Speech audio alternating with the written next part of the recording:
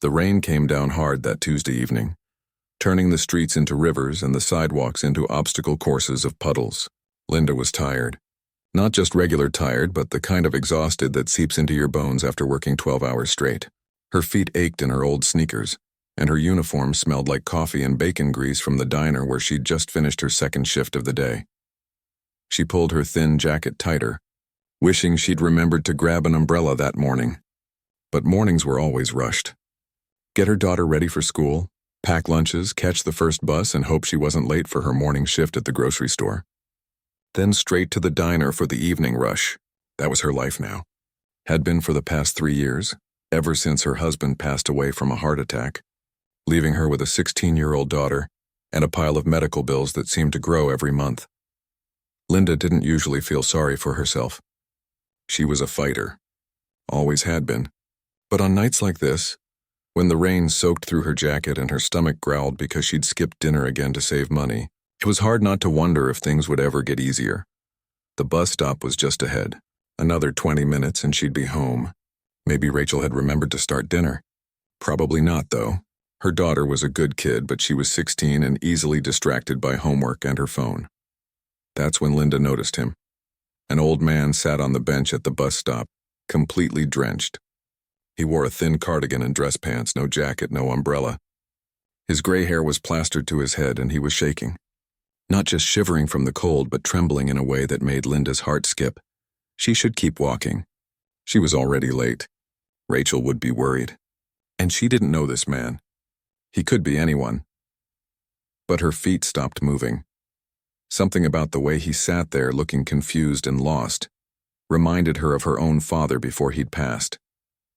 That same bewildered expression, like the world had suddenly become unfamiliar. Linda approached slowly. "Excuse me, sir? Are you okay?" The man looked up at her with watery brown eyes. It took him a moment to focus. I'm not sure where I am." His voice shook and Linda noticed his hands trembling in his lap. She glanced around. The street was mostly empty, just a few cars passing by, their headlights cutting through the rain. "Where are you trying to go?" Linda asked gently, crouching down so she was at his eye level, ignoring the puddle soaking into her sneakers. "My daughter," he said, his brow furrowing as if trying to remember something important. "She moved. New apartment. I wrote it down." He patted his pockets frantically and Linda saw panic rising in his face. It's okay, Linda said softly. "What's your daughter's name?" "Maybe we can call her." "Margaret," he said, and a small smile touched his lips at the mention of her name. "Margaret Chen, but I can't remember her number. I had it in my phone, but the battery died." Linda pulled out her own phone, grateful she'd charged it during her break. "That's all right. We can look her up." "What's her address, do you remember?" The old man squeezed his eyes shut, concentrating hard. Maple Street. The new building. With the red door. It wasn't much to go on, but Linda started searching on her phone. The rain kept falling and she was getting even more soaked. But she couldn't just leave him here. He looked so fragile, so confused. "Here," she said, opening her small umbrella and holding it over both of them. It barely covered them, and she was still getting wet, but at least he'd be a little more protected. "You're very kind," the man said, his voice thick with emotion. "You don't have to stay." "I know," Linda said, still searching on her phone. "But I'm going to anyway." She found 3 apartment buildings on Maple Street. She showed him the pictures on her phone, and his face lit up when he saw the third one. "That's it. That's where Margaret lives." Linda found the building's main number and called. After being transferred twice, she finally got through to an apartment where a woman answered. Frantic. "Dad, is that you? Where are you?" "Is this Margaret Chen?" Linda asked. "I'm with your father at the bus stop on 5th and Main. He's okay, but he's very wet and cold." The relief in Margaret's voice was instant. "Oh, thank God, I've been looking everywhere. He left this afternoon to run errands and never came back. I'll be right there." 10 minutes. Please stay with him." "We're not going anywhere," Linda promised. She sat down next to the old man on the wet bench, her umbrella barely providing cover for both of them. He introduced himself as Robert, and they talked while they waited. He told her about his late wife, about working as an engineer, about Margaret and her 2 kids. His words sometimes wandered, and Linda noticed he seemed to lose his train of thought. but she listened patiently, asking gentle questions to keep him focused. When a car pulled up and a woman in her 50s jumped out, crying, Linda felt a wave of relief. Margaret hugged her father, then turned to Linda with tears streaming down her face. "Thank you so much. You have no idea. He's been having memory issues, and I've been so worried. Thank you for staying with him." "It's no problem," Linda said, standing up and preparing to leave. "I'm just glad he's safe. Please, what's your name?" Margaret asked. "I'd like to thank you properly." Linda hesitated. She didn't need thanks. She'd just done what anyone would do. What she hoped someone would do for her daughter if she ever needed help. "It's Linda. Linda Morrison. But really, you don't need to thank me." Robert stood up, steadier now with his daughter supporting him. He reached out and took Linda's hand in both of his. His grip was surprisingly strong. "You are a very special person, Linda Morrison," he said, his eyes suddenly clear and focused. "You stopped when you didn't have to. You stayed when you could have left. That means everything." Linda felt her throat tighten. She squeezed his hand back, smiled, and then stepped away. "Take care of yourself, Robert." As she walked away, heading toward her own bus stop, she didn't look back. She didn't know that this moment would change her life. Didn't know that her simple choice to stop and help would set off a chain of events that would turn her entire world upside down. All she knew was that she'd done the right thing. And as she sat on her bus, finally heading home, she felt a little less tired than before. Sometimes, she thought, being kind to others is the best medicine for your own weary soul. She had no idea how true that would turn out to be. 3 weeks passed, and Linda had almost forgotten about the rainy evening at the bus stop. Almost. Life had a way of pulling her back into its relentless rhythm. Wake up, work, come home exhausted, repeat. The bills kept coming, and her paycheck kept disappearing before she could even think about saving anything. It was a Thursday afternoon, and Linda had just gotten home from her morning shift at the grocery store. She had 2 hours before she needed to head to the diner, just enough time to grab something to eat and maybe close her eyes for 20 minutes. Rachel was at school, probably sitting in biology class or chatting with her friends at lunch. Linda checked the mailbox out of habit, expecting the usual collection of bills and grocery store flyers. She pulled out a handful of envelopes, sorting through them as she climbed the stairs to their small apartment. Electric bill, credit card statement, another medical bill from the hospital, probably from one of her husband's treatments 3 years ago that insurance hadn't covered. Then she saw it. A thick cream-colored envelope. The expensive kind that felt heavy in her hand. The return address was printed in elegant letters. Harrison and Associates, attorneys at law, followed by an address in the downtown business district. Linda's stomach dropped. Lawyers. Nothing good ever came from lawyers, at least not in her experience. The last time she'd dealt with a law firm was when she'd tried to negotiate her husband's medical debt. And that had been a nightmare of paperwork and rejection letters. She stood in her tiny kitchen, staring at the envelope like it might explode. Her hands started to shake slightly. What could this be? Had she done something wrong? Was someone suing her? Maybe there was some mistake with her taxes. Finally, she tore it open, her heart pounding. The letter inside was printed on the same expensive paper with a formal letterhead at the top. Linda's eyes scanned the words, but they didn't make sense at first. She had to read it twice, then a third time. Dear Mrs. Morrison, our firm represents Mr. Robert Chen, who has requested your contact information through various appropriate legal channels. Mr. Chen wishes to meet with you at your earliest convenience to discuss a matter of personal importance. Please contact our office at the number below to arrange a meeting. We assure you this is not a legal matter of concern, but rather an opportunity Mr. Chen wishes to extend to you. Sincerely, James Harrison, senior partner. Linda read it again. Then once more, Robert Chen, the old man from the bus stop. Why would he want to meet with her? And why through lawyers? A cold feeling settled in her chest. Maybe something had happened to him after that night. Maybe his family was angry with her for some reason she couldn't understand. Maybe they thought she'd done something wrong or not done enough. She looked at the clock. She had time to call before her next shift. Her finger hovered over her phone for a full minute before she finally dialed the number. A polished female voice answered on the second ring. Harrison and Associates, how may I direct your call? Hi, I'm Linda Morrison. I received a letter about meeting with someone. Oh, yes, Mrs. Morrison. Mr. Harrison has been expecting your call.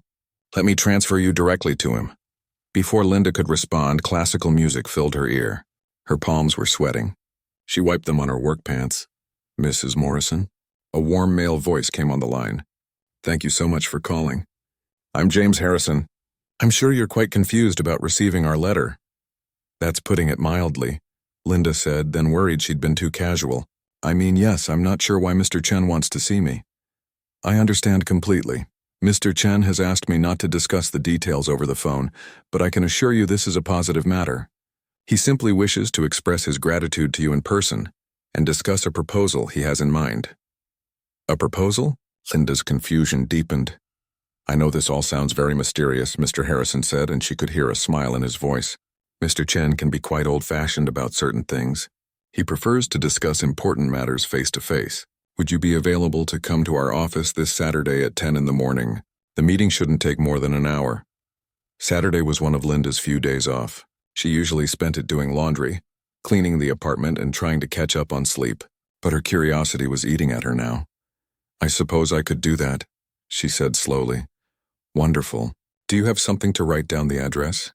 Linda scribbled it on the back of an old envelope, confirmed the time, and hung up. She stood in her kitchen staring at the letter in her hand, feeling like she'd just stepped into someone else's life. When Rachel came home from school that afternoon, Linda was still sitting at the kitchen table, the letter in front of her. "Mom, you okay?" Rachel dropped her backpack by the door and came over, her face concerned. Linda showed her the letter. Rachel read it quickly, her eyes getting wider. "Mom, this is so cool. It's like a mystery." "It's weird is what it is," Linda said. But she couldn't help smiling at her daughter's enthusiasm. "Are you going to go?" "I don't know. It seems strange. Why would he go through lawyers just to say thank you?" Rachel sat down across from her. "Mom, you helped him when he was lost and confused in the rain. Maybe he just wants to thank you properly. Rich people do stuff through lawyers all the time. I see it in movies." "This isn't a movie, honey. I know, but still, what's the worst that could happen? You go downtown, meet with him for an hour, he says thank you, and you come home. At least you'll know what this is all about." Linda looked at her daughter, so young and optimistic, still believing that mysterious letters led to good things instead of more problems. But maybe Rachel was right. Maybe she was overthinking this. Maybe it really was just an old man wanting to say thank you in person. "Okay," Linda said finally. "I'll go," Rachel grinned. "Good, and Mom? You should wear your blue dress. The nice one." That Saturday morning, Linda stood in front of her tiny closet looking at the blue dress Rachel had mentioned. It was the only truly nice piece of clothing she owned. She'd bought it 4 years ago for her husband's company dinner, back when money wasn't quite so tight. Back when life felt more stable. She put it on, fixed her hair as best she could, and looked at herself in the mirror. She looked tired. There were lines around her eyes that hadn't been there a few years ago, but she looked presentable. Rachel whistled when Linda came out of the bedroom. "You look great, Mom. I feel ridiculous. I'm probably going to walk into that fancy office and find out this is all some big misunderstanding." "Or," Rachel said, walking her mother to the door, "you're going to find out that good things can happen to good people." Linda hugged her daughter, grabbed her purse, and headed out into the morning sunshine. The bus ride downtown took 40 minutes. She watched the city change outside the window, from her working-class neighborhood to the gleaming towers of the business district. The building that housed Harrison and Associates was all glass and marble. Linda felt out of place the moment she walked through the revolving door. Everyone around her wore expensive suits and carried leather briefcases. Her blue dress suddenly felt cheap and old, but she'd come this far. She found the right floor, took a deep breath, and walked into the law office. A receptionist smiled warmly at her. "Mrs. Morrison?" "Yes, they're ready for you. Right this way." As Linda followed the receptionist down a quiet hallway, her heart hammered in her chest. In a moment, she'd finally understand what this was all about. In a moment, the mystery would be solved. She had no idea that in the next room, her entire life was about to change forever. The conference room was nothing like Linda had imagined.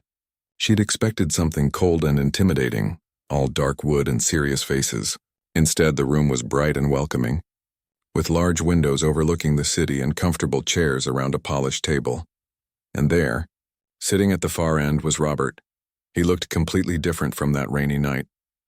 His gray hair was neatly combed, and he wore a crisp button-down shirt and slacks.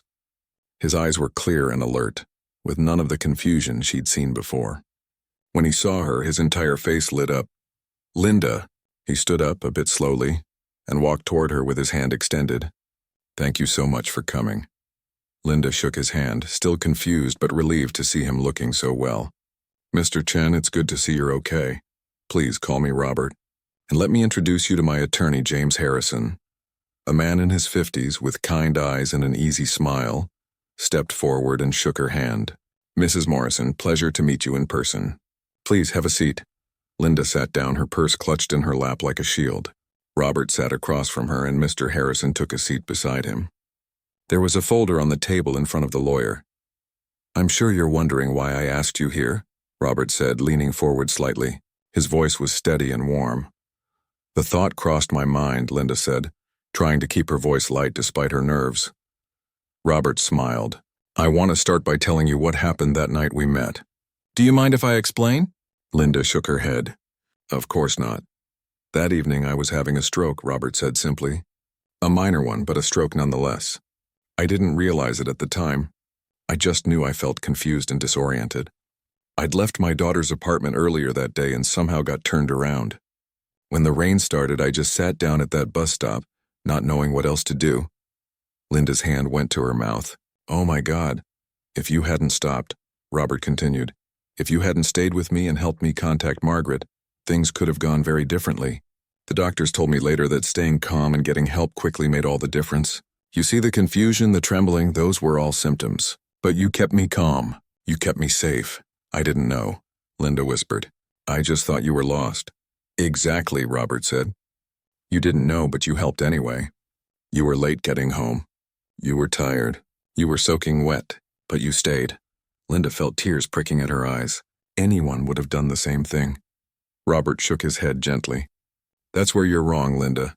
6 people walked past me before you stopped. I counted them. 6 people saw an old man sitting in the rain, and they kept walking." The room was quiet for a moment. Linda didn't know what to say. Mr. Harrison opened the folder in front of him. "Mrs. Morrison, Robert has asked me to help him thank you properly. May I ask you a few questions first?" Linda nodded, feeling like she was in a dream. "Are you currently employed?" "Yes, I work 2 jobs. Morning shift at Palmer's Grocery, evening shift at Betty's Diner." Mr. Harrison wrote something down. "And you have a daughter, correct?" "Rachel. She's 16. Is she planning to attend college?" Linda felt her cheeks flush. This was embarrassing. "I hope so. She's a smart kid. But honestly, I don't know how we'll afford it. I'm still paying off my husband's medical bills, and there's nothing left to save." She saw Robert and Mr. Harrison exchange a look. Her stomach tightened. Why were they asking these questions? Robert leaned forward again. "Linda, I want to tell you something about myself. Something not many people know anymore. I'm retired now, but I spent 40 years building a technology company. We made components for medical devices. Started in my garage, grew to 300 employees. I sold the company 10 years ago."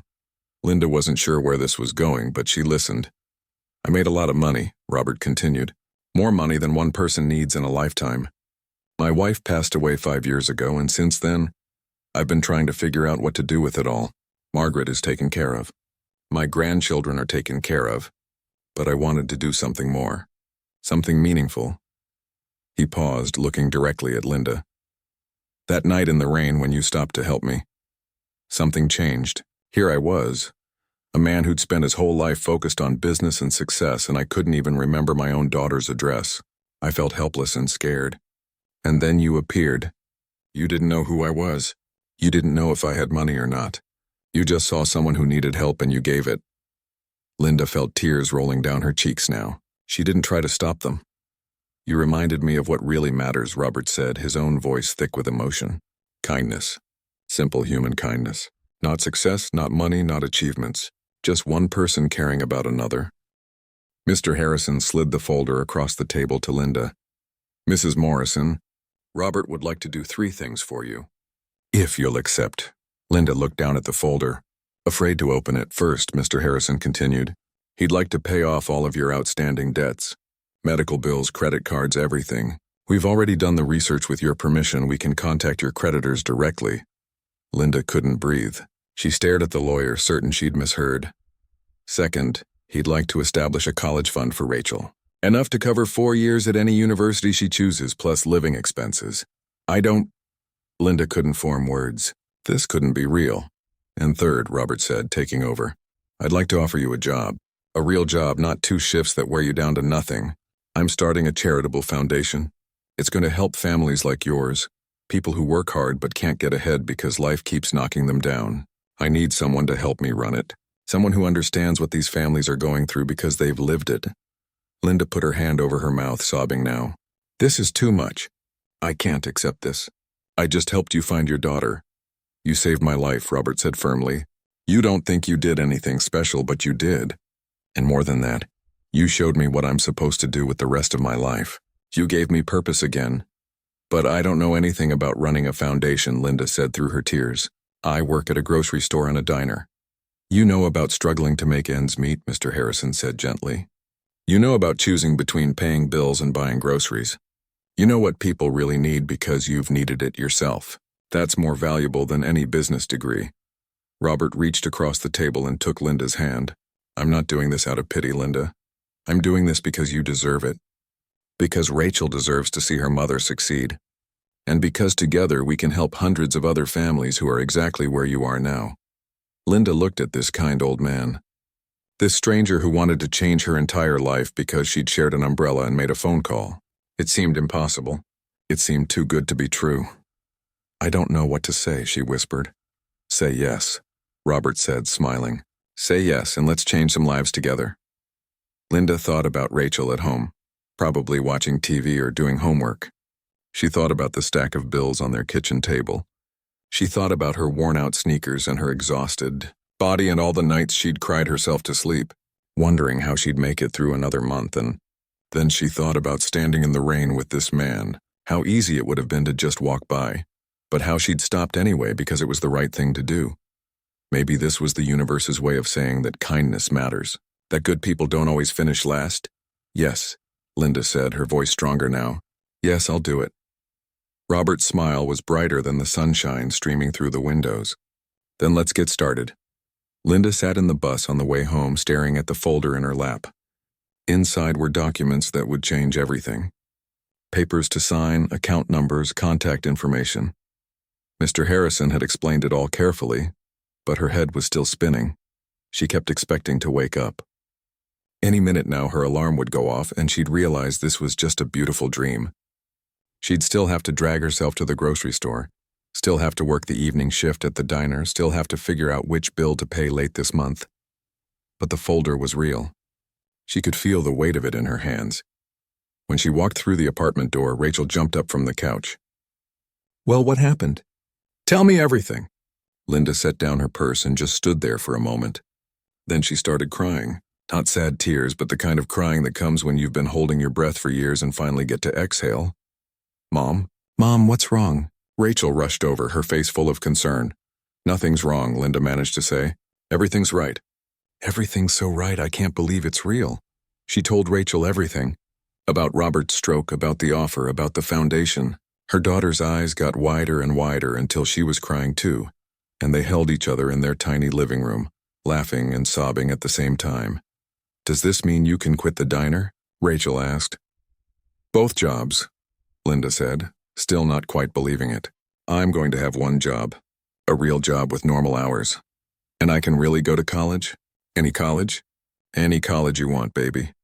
They stayed up late that night talking about possibilities that had seemed impossible just that morning. Rachel pulled up college websites on her laptop, suddenly excited about a future that had felt out of reach. Linda made them hot chocolate, something they rarely did because it felt like an unnecessary expense. The next few weeks were a whirlwind. Linda gave her 2 weeks' notice at both jobs, though her manager at the grocery store told her she could leave immediately if she needed to. You deserve this, he said, shaking her hand.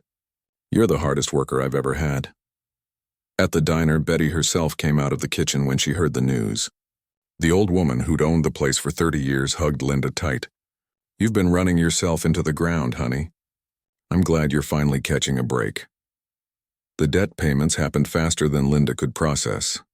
Mr. Harrison's office contacted all her creditors, and suddenly the bills that had been piling up for years were just gone. Paid in full.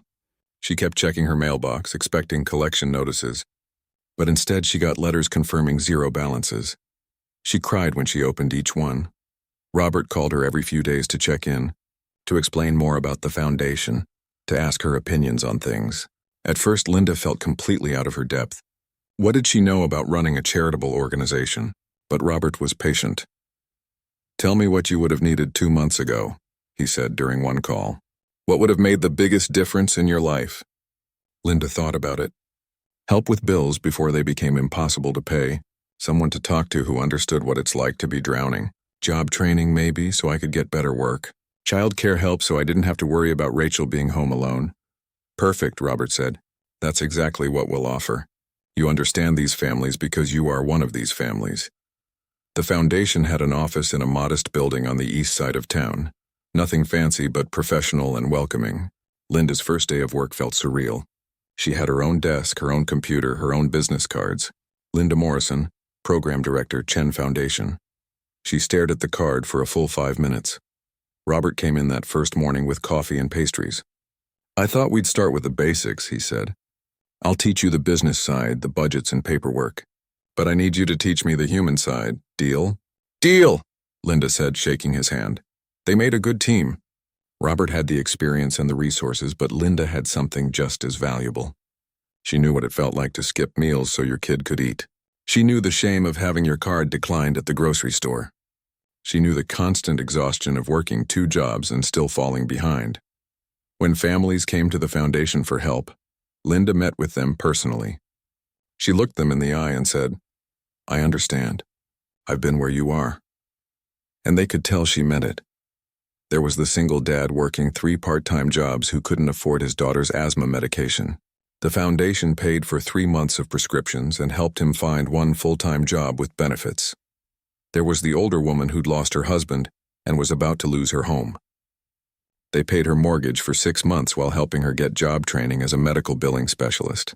There was the young couple with a newborn, drowning in hospital bills from a complicated delivery. The foundation cleared their debt and connected them with free financial counseling. One by one, family by family, Linda saw the same relief in their faces that she'd felt that day in the lawyer's office. The relief of someone throwing you a rope when you're drowning. Rachel thrived too. She started visiting colleges, something that had seemed like a fantasy before. She came home from these trips glowing, full of stories about campuses and programs and possibilities. "I think I want to study social work," she told her mother one evening. "Like what you're doing, helping people." Linda hugged her daughter, her heart full. "You can study whatever makes you happy." "This makes me happy," Rachel said. "You made a difference for one person and it changed our whole life. Now you're making a difference for lots of people. I want to do that too." Every Wednesday, Linda had lunch with Robert. They'd started it as a business meeting, a chance to review cases and discuss the foundation's direction. But it had become more than that. They'd become real friends. "You know what the best part of this is?" Robert said one Wednesday halfway through his sandwich. "I spent 40 years building a company, making money, being successful, and none of it made me as happy as this. None of it gave me the feeling I get when we help a family turn their life around." "You gave me my life back," Linda said. "I'll never be able to thank you enough." Robert shook his head. "You've got it backwards. That night in the rain, I was lost in more ways than one. Yes, I was having a stroke, but I was also lost in my life. My wife was gone. My daughter was busy with her own family. I had all this money and no purpose. Was just existing, not living." He looked at Linda with those clear, kind eyes. "You didn't just help me find my daughter's apartment. You helped me find my purpose again. You showed me that what matters isn't what you have, but what you do with it. How you treat people. The difference you make." Linda felt tears welling up the way they still did sometimes when she thought about how much had changed. "I just shared an umbrella. You shared your time, your compassion, your humanity, and look what grew from it." Robert gestured around the office at the files on the desk representing families they'd helped. "All of this exists because you made one kind choice on one rainy night." That evening, Linda came home to find Rachel cooking dinner. Not ramen or frozen pizza, but actual chicken and vegetables. They'd been able to buy real groceries for months now. But Linda still wasn't used to opening the refrigerator and seeing it full. "Smells amazing," Linda said, dropping her work bag by the door. "Thought I'd practice before I go to college," Rachel said, grinning. "Can't live on dining hall food forever." They ate together at their small kitchen table, the same table where Linda had once sat staring at bills she couldn't pay, wondering how she'd make it through another month. Now they talked about Rachel's college applications, about the families the foundation was helping, about maybe getting a slightly bigger apartment now that they could afford it. "Mom," Rachel said after they'd finished eating, "do you ever think about that night? The night you met Robert?" "All the time," Linda admitted. "What made you stop?" "Really?" Linda thought about it. She'd asked herself the same question so many times. "I don't know if I can explain it. I saw someone who needed help and I just couldn't walk past. It felt wrong to just keep going. Even though I was tired and late and soaking wet, something in me said this person matters more than your schedule." Rachel reached across the table and squeezed her mother's hand. "I'm glad you stopped. Me too, baby. Me too." Later that night, after Rachel had gone to bed, Linda stood at her window looking out at the city lights. 6 months ago, she'd been drowning, working herself to exhaustion, drowning in debt, seeing no way forward. Now she had a career she loved. Her daughter had a future. They had security and stability and hope, all because she'd made one simple choice on one rainy night. She thought about all the people who'd walked past Robert before she arrived. 6 people who'd seen someone in need and kept walking. She didn't judge them. She understood. Everyone had their own struggles, their own reasons for hurrying past. But she was grateful she'd been the one who stopped, because in saving Robert, she'd somehow saved herself too. 2 years had passed since that rainy night, and Linda sometimes had to pinch herself to believe her life was real. The Chen Foundation had grown beyond anything she'd imagined. What started as a small operation helping a handful of families each month had expanded to assist over 200 families. They'd hired 3 additional staff members, opened a second office across town, and partnered with local businesses to provide job training programs. But tonight was special. Tonight was the Foundation's 2nd annual gala, a fundraising event that would help them expand their reach even further. Linda stood backstage at the hotel ballroom, smoothing down her dress. Not the old blue one from that first meeting, but a new one Rachel had helped her pick out. She still wasn't comfortable spending money on herself, but Rachel had insisted. "Mom, you're the director of a foundation. You need to look the part," her daughter had said while they were shopping. Looking the part. Linda still found that funny. She was the same person who'd worked double shifts at a diner, the same person who'd counted pennies to buy groceries. That person didn't just disappear because her circumstances changed. And honestly, she was grateful for that. It meant she never forgot what the families they helped were going through. "5 minutes, Mrs. Morrison," a young woman with a clipboard said, peeking backstage. Linda's stomach fluttered with nerves. Public speaking had never been her thing, but Robert had insisted she be the one to address the crowd tonight. "They need to hear your story," he'd said. "Not from me, but from you." She peeked through the curtain. The ballroom was packed. There had to be 300 people out there, all dressed in suits and elegant dresses, sitting at round tables decorated with flowers and candles. She spotted Robert at the front table with his daughter Margaret and her family. He caught her eye and gave her an encouraging thumbs up. Rachel was there too, home from her first semester of college. She'd chosen to study social work at the state university, driven by what she'd witnessed her mother doing. Seeing her daughter in that crowd, so proud and grown up, made Linda's heart swell. The MC, a local news anchor who'd volunteered for the evening, took the stage. "Ladies and gentlemen, it's my honor to introduce the heart and soul of the Chen Foundation, Program Director Linda Morrison." Applause filled the room as Linda walked onto the stage. The lights were bright, and for a moment she felt dizzy with the surreal nature of it all. But then she saw Robert's kind face, saw Rachel beaming at her, and she found her center. "Thank you all for being here tonight," Linda began, her voice steadier than she'd expected. 2 years ago, I was working 2 jobs, barely making ends meet, and wondering if things would ever get easier. I was tired all the time. I was drowning in debt. I was watching my daughter give up on dreams because we couldn't afford them. The room was silent, everyone listening. And then one rainy Tuesday evening, I met a man at a bus stop. She looked at Robert, who nodded encouragingly. He was confused, soaking wet, and clearly needed help. I almost kept walking. I was late getting home. I was exhausted. I had a million reasons to just mind my own business and keep moving. Linda paused, remembering that night so clearly. But I stopped. I sat with him in the rain. I helped him call his daughter. It took maybe 30 minutes of my time, and honestly, I didn't think much of it. I just did what felt right. She saw people leaning forward, engaged in the story. What I didn't know was that the man, Robert Chen, was having a stroke. What I didn't know was that my simple act of staying with him might have saved his life. And what I definitely didn't know was that this one moment of kindness was about to change my entire world. Linda shared the story then. The mysterious letter, the meeting with lawyers, the unbelievable offer. She didn't hold back about her doubts, her fears, her feeling that she wasn't qualified to run a foundation. But Robert taught me something important, she said. He taught me that the best person to help struggling families is someone who understands what they're going through. Someone who's been there. Someone who knows what it feels like to choose between paying the electric bill and buying groceries. She saw heads nodding around the room. These were wealthy people, donors and business leaders, but they were listening. Really listening.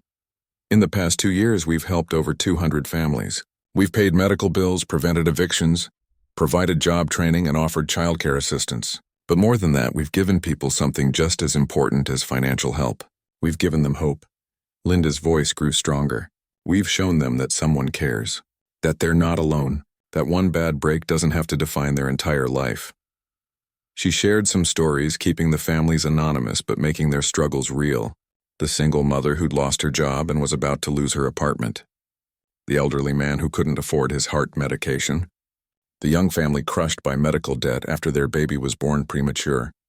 Every single one of these families reminded me of myself 2 years ago, Linda said. And every time we help someone, I remember what it felt like to be helped, to have someone reach out a hand when you're drowning. She looked around the room, making eye contact with as many people as she could. Here's what I've learned. Kindness isn't just about the big dramatic gestures. It's about the small moments. The choice to stop instead of walking past. The choice to help even when it's inconvenient. The choice to see someone else's humanity and respond to it. Linda's voice caught with emotion, but she pushed forward. That rainy night, 6 people walked past Robert before I came along. 6 people saw someone in need and kept going. I'm not telling you that to judge them. We all have our reasons for hurrying past. Life is hard. Everyone has their own struggles. She paused, letting the moment breathe. But I stopped. And that one choice created ripples I never could have imagined. It didn't just change my life or Rachel's life. It created this foundation, which has changed hundreds of lives. And those families we've helped, they're going to help others too. The ripples keep spreading. Robert was wiping his eyes now. So was Margaret. Linda saw Rachel dabbing at her face with a napkin. Tonight we're launching a new program, Linda announced. We're calling it Pass It Forward. Every family we help will be encouraged to perform their own act of kindness for someone else. It doesn't have to be big. It can be as simple as sharing an umbrella or helping someone carry groceries or just taking time to listen to someone who needs to talk. The room was completely silent, hanging on every word. Because here's the truth I've learned, Linda said, her voice full of conviction. The world doesn't change through huge dramatic actions by a few special people. It changes through small acts of kindness by ordinary people who choose to care. It changes when we stop walking past each other and start seeing each other. She took a breath, feeling the weight of what she was saying. I was nobody special that rainy night. I was just a tired woman with worn-out shoes and bills I couldn't pay. But I had something that mattered more than money or success or status. I had compassion. I had the ability to see someone suffering and choose to help. Linda looked directly at the audience. Every single person in this room has that same power. You don't need to be rich to be kind. You don't need to be successful to make a difference. You just need to be willing to stop, to see, to care. The emotion was thick in her throat now. Robert didn't just give me a job and financial security. He showed me that my kindness mattered, that I mattered, that one ordinary person making one simple choice could change the world in ways they'd never imagine. She smiled through her tears. So tonight I'm asking each of you to look for your rainy Tuesday moment. That moment when you see someone who needs help and you have a choice. Walk past or stop. Keep going or reach out. Mind your own business or offer an umbrella. Linda's voice dropped to almost a whisper, but the microphone carried it to every corner of the room. Because you never know. That one moment might save someone's life. It might change someone's future. It might create ripples that spread farther than you ever dreamed possible. She looked at Robert one last time. It did for me. The ballroom erupted in applause. People stood clapping and wiping their eyes. Linda stood there overwhelmed watching these successful people respond to her simple story. Robert was the first to reach the stage. He hugged her tight and she heard him whisper, "Thank you for stopping that night. Thank you for changing my life. Thank you for changing mine." Linda whispered back. Rachel was next, throwing her arms around her mother. "Mom, that was incredible." As the evening continued, person after person approached Linda. They shook her hand, shared their own stories of kindness received or given, and pledged donations to help the foundation grow. But the moment Linda would remember most came at the end of the night. A young woman, maybe 25, approached her nervously. "Mrs. Morrison, I just wanted to say thank you. 6 months ago, your foundation helped my family when my dad got sick and couldn't work. You paid our rent and helped my mom find a job. We would have been homeless without you." The young woman's eyes filled with tears. "Last week I saw an elderly woman fall at the grocery store. Everyone just walked around her. But I stopped. I helped her up, made sure she was okay, helped her finish her shopping. And the whole time I was thinking about your story, about how one person stopping can make all the difference." Linda hugged this young woman she'd never met but somehow knew. "You get it," she said softly. "You really get it." As Linda drove home that night, Rachel asleep in the passenger seat, she thought about the journey. From drowning in debt to directing a foundation, from worn-out sneakers to giving speeches in hotel ballrooms, from invisible to someone whose story inspired others. But the most amazing part wasn't the change in her circumstances. It was the realization that she'd always had everything she needed to make a difference. Compassion, kindness, the willingness to stop. That rainy Tuesday night, she'd shared an umbrella with a stranger. And somehow that simple act had created a wave of kindness that kept spreading, touching more lives than she could count. Linda smiled in the darkness of the car. Maybe that was the real miracle. Not that her life had changed, but that she'd learned the power she'd had all along, the power we all have every single day, to choose kindness, to stop instead of walking past, to see someone who needs help and simply care. It was that simple, and that powerful, and it changed everything.